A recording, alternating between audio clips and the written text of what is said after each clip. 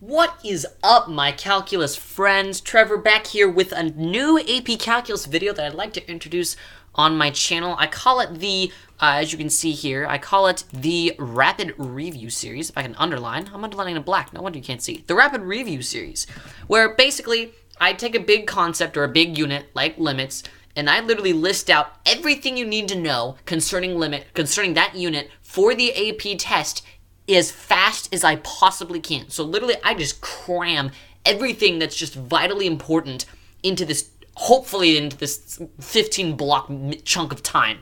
So hopefully the video doesn't exceed 15 or 16 minutes. So hopefully this is helpful. I know that a lot of people would rather get the gist of everything instead of watching all the individual videos, and so I think that this is the solution for those who just want to cram and get it all in. So I'm going to try and do it in 15 minutes or less.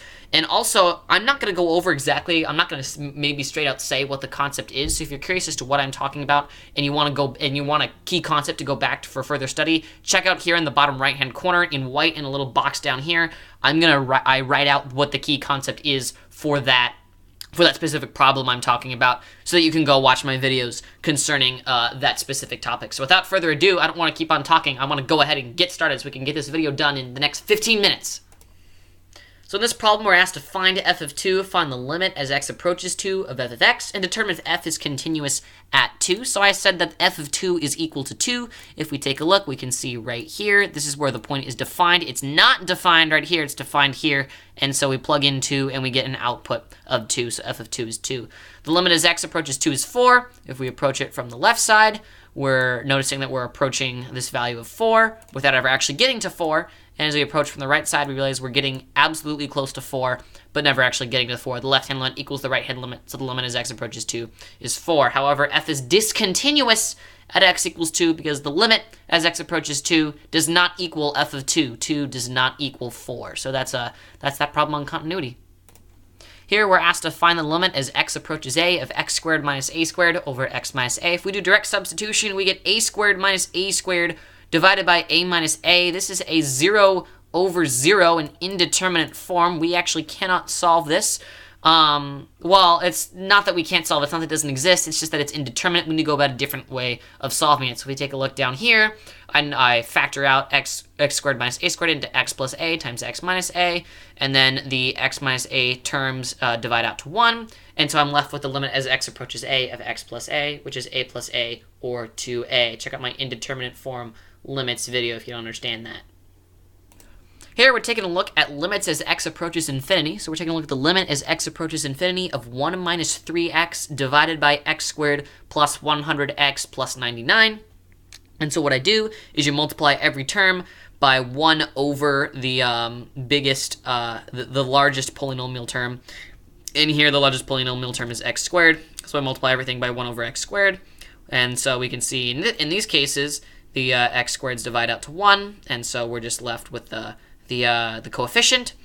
And then everywhere else, maybe the 1x divides by here, so it's still 1 over x. And I find that 1 over x and 1 over x squared, if we do direct substitution, that's 1 over infinity, and we can agree on that 1 over infinity is a really small positive number, and a really small positive number is super close to 0. So we can substitute 0 in anywhere that doesn't cancel to 1, meaning these terms all will end up going away. So that term will go away, this term will go away, and this term will go away, and we'll just be left with negative 3 over 1, which is just negative 3. So the limit as x approaches infinity of this expression is negative 3. AP loves to give out piecewise functions, so here's a piecewise function example here. We're told that f of x is equal to e to the x for x not equal to 0.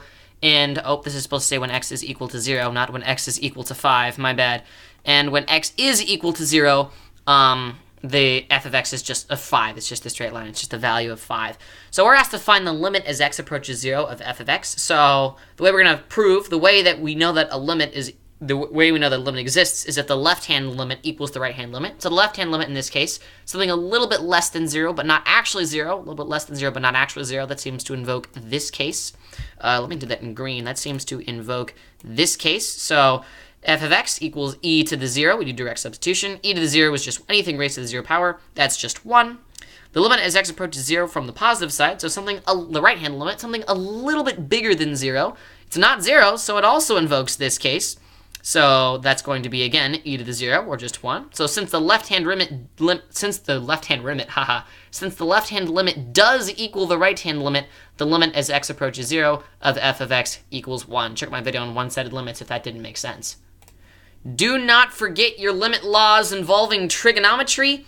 If you recall, that you can just remember that the limit as x approaches 0 of sine x over x is just 1, and the limit as x approaches 0 of cosine x minus 1 over x equals 0. You can just memorize these, and you can just pull them out like the snap of your fingers, and you can just know them. You don't need to prove them. But make sure you have those memorized, as well as any variations. So for example, the limit as 3x approaches 0 of sine 3x divided by 3x is also 1. As long as the terms that I've underlined in orange, as long as they're all the same, you can make the general conclusion listed here. If you want to see a problem on how I solve limits involving trigonometry, check out my video on limits involving trigonometry. Evaluate the limit as x approaches 5 from the left-hand side. So evaluate the left-hand limit as x approaches 5 of x squared divided by x squared minus 25. Direct substitution, we're going to get, well, if we do direct substitution, we're going to notice that we get 25 over 25 minus 25. So we're going to get 25 over 0. And 25 over 0, that does not exist, so that's not going to help us. One thing I'm noticing is we're doing the left-hand limit of 5, so a little bit less than 5, so like 4.99. Well, if we get 4.99 squared is a little bit less than 25, maybe like, really close, like 24.99999. And so like 24.9999 minus 25, that is a really, really, really small negative number. And a number divided by a small number is the same as that number divided by a large version of that number. So we went from a really small negative to multiplying by a large negative number. And that's going to end up being a large negative number is negative infinity. So 25 times negative infinity is negative infinity. And so the limit as x approaches 5 from the left-hand side of this expression is negative infinity. Finally, find all the horizontal and vertical asymptotes of this function, f of x equals 1 over x squared minus 25x. Remember that you have to use calculus and you have to use limits in order to solve this problem, even though this is a completely pre-calc-like problem. So let's go ahead and take a look at the vertical asymptotes first. Vertical asymptotes occur where the function does not exist. The function does not exist when the denominator equals 0, and I'm noticing that that's going to happen at positive and negative 5. The way I prove that with calculus is I set up the limit from one of the sides. Can be the positive. You could have done the positive side in this case. I chose to do the left-hand limit instead of the right-hand limit. So the left-hand limit as x approaches 5 of 1 over x squared minus 25 is negative infinity. And then the limit as x approaches negative 5, I meant positive 5 over here, the limit as x approaches negative 5 from the left-hand side of 1 over x squared minus 25 is also negative infinity, because when you square a number, it's going to end up being positive in the end, so these are going to be the same value. Either way, the vertical asymptotes occur at x equals positive and negative 5, not just positive negative 5, as I was about to say. Caught myself there. It's a line. X equals positive and negative 5. Horizontal asymptotes occur when the limit when you take the limit as x approaches infinity. So in this case, we take the limit as x approaches infinity of 1 over x squared minus 25. We multiply by our biggest term. Our biggest term is x squared, biggest power term. Multiply by the reciprocal of that. We remember from earlier that that's going to end up, they're all going to go to 0 because of that. Check my earlier problem in this video on that if you didn't watch that. And that's going to end up being 0 over 1 or just 0. So there is a horizontal asymptote at y equals 0. If that all didn't make sense or doesn't seem fresh to you, this is probably the hardest part in limits aside from trigonometry. Go ahead and check out my using limits to find horizontal and vertical asymptotes video. Thank you guys so much for watching my video. I'm looking up at the clock and I'm realizing that I'm going to hit 10 minutes while I'm going through this ending. So I'm very proud that I was able to cram all of that in under 15 minutes. I thought I was going to like run right up to that 15-minute mark, but I'm not. So I'm very proud of myself. So thank you so much for watching. Go and get that 5 that I know you're looking for. If this content was very helpful for you, I'd really appreciate it if you would subscribe, because the more subscribers that I get, the more likely that this channel is going to fall into the hands of students who really need the help and who want the help in calculus.